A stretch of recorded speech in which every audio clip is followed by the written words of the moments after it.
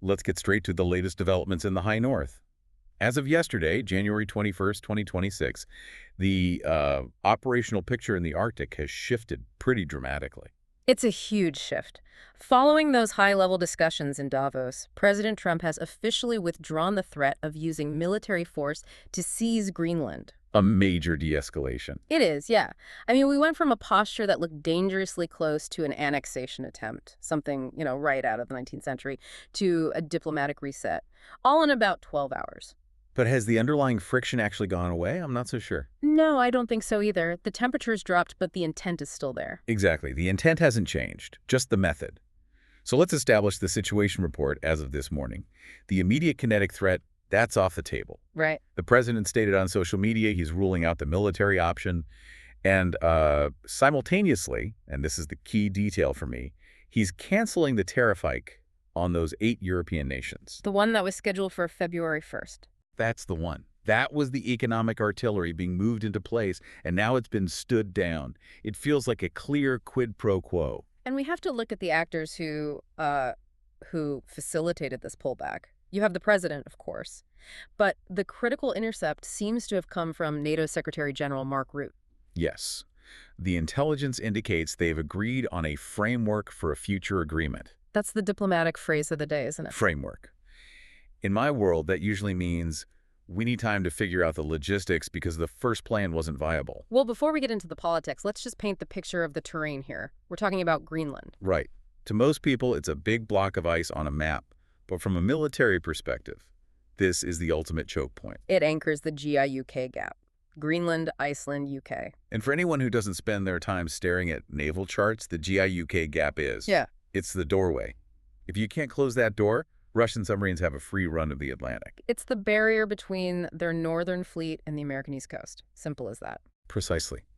If you control Greenland, you control the sensor net that detects those subs. You lose that, the North American continent is vulnerable. Those are the stakes. And the defenders of the status quo, Denmark and Greenland's leadership, they've held the line. They rejected the demands outright.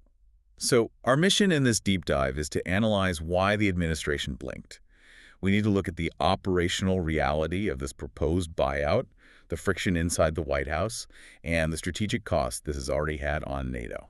And I think we need to start with a really broad question. Why was a hostile takeover even on the table? I mean, usually you seize territory because you don't have access to it. Do the U.S. lack access to Greenland? Exactly. That is the million-dollar question. Or, as we'll get to, maybe the $57 billion question.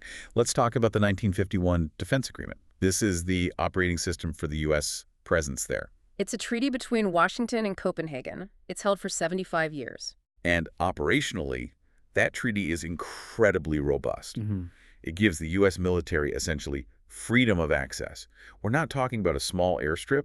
We're talking about Thule Air Base, Pacific Space Base now. It's a city. It's a city. It's a marvel of engineering. Yeah. Deepwater port, 10,000-foot runway that can take anything in our inventory, from bombers to heavy lifters, and crucially, it houses the ballistic missile early warning system. So we already have the keys to the castle. We do. And legally, the treaty gives us the right to deploy additional troops.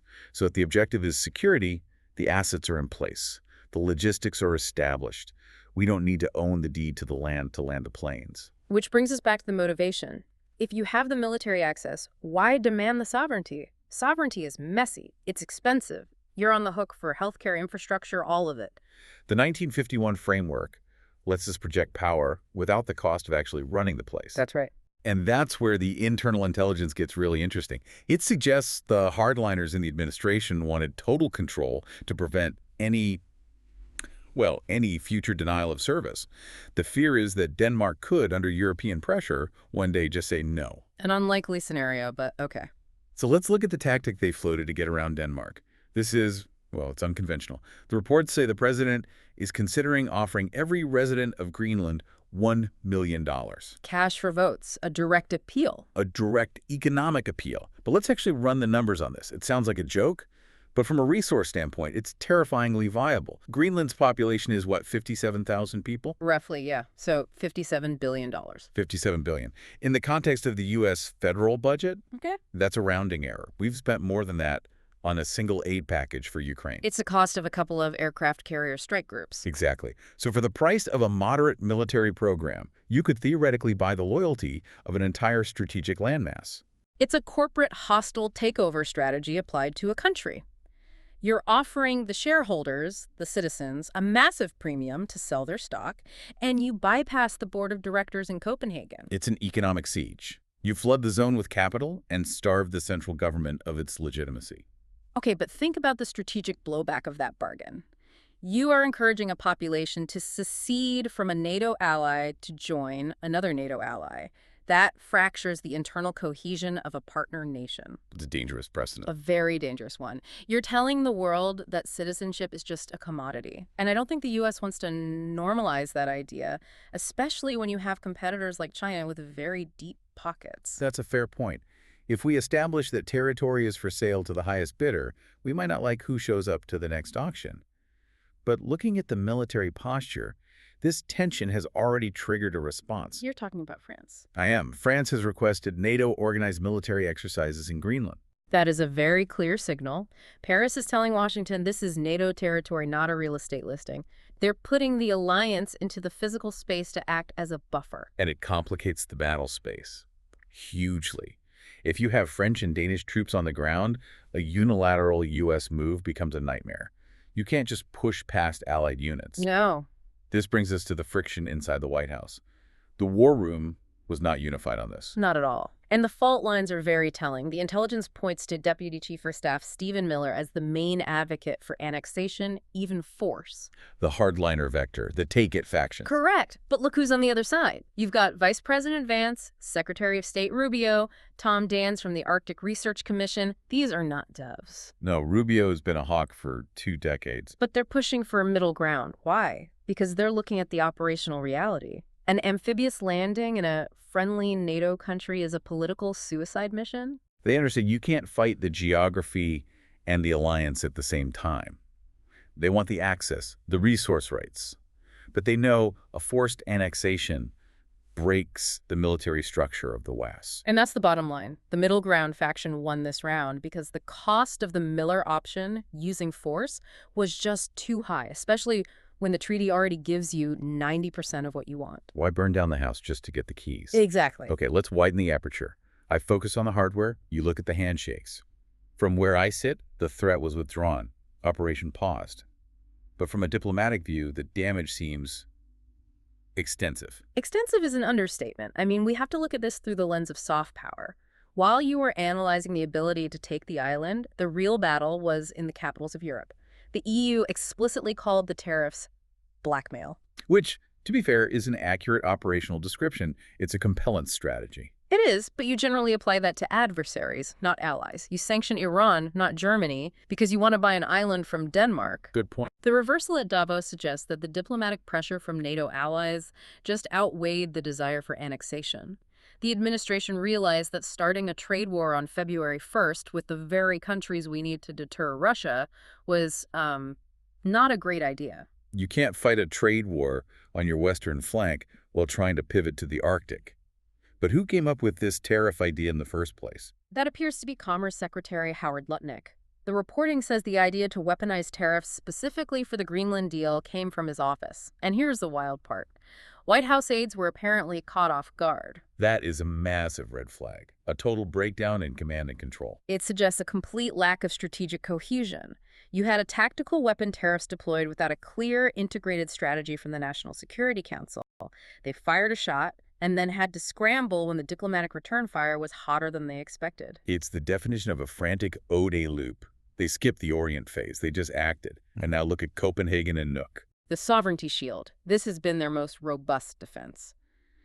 Danish Foreign Minister Lars Løkke Rasmussen said Denmark would not yield even an inch. And Greenland's leadership was even more forceful. They called it bullying. So from a psychological operations standpoint, the U.S. strategy backfired completely. You'd normally try to drive a wedge between the autonomous territory and the mother country. And instead, this threat forced them into a tight defensive huddle. It solidified their bond.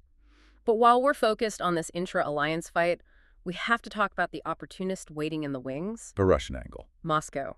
Intelligence indicates they are actively looking to exploit this rift. Of course they are. Operationally, it's a gift.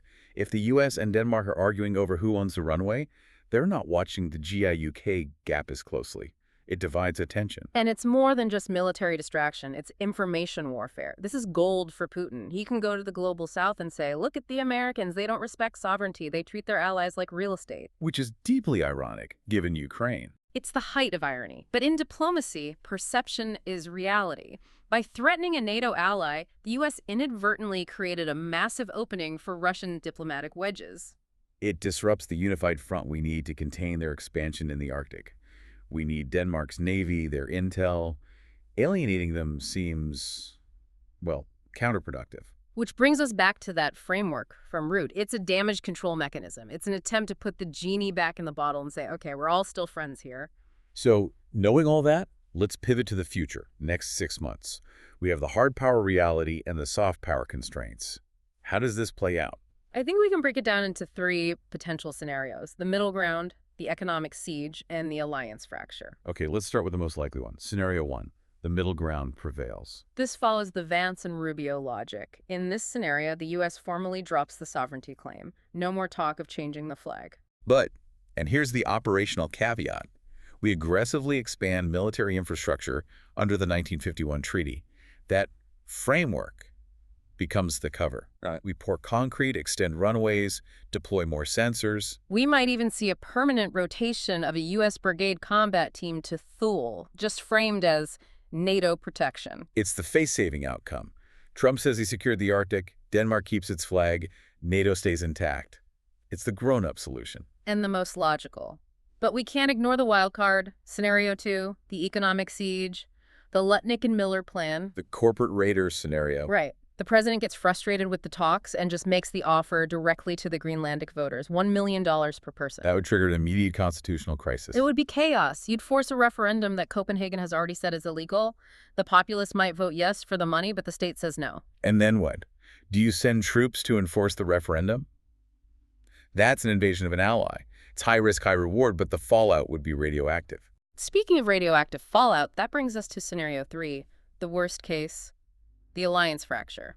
The president decides the talks are just a stalling tactic and reinstates the tariff threats. And Europe digs in. France and Denmark block U.S. military requests. They might even restrict current access, claiming a violation of the spirit of the alliance. That freezes NATO cooperation in the high north. You lose the integrated radar picture.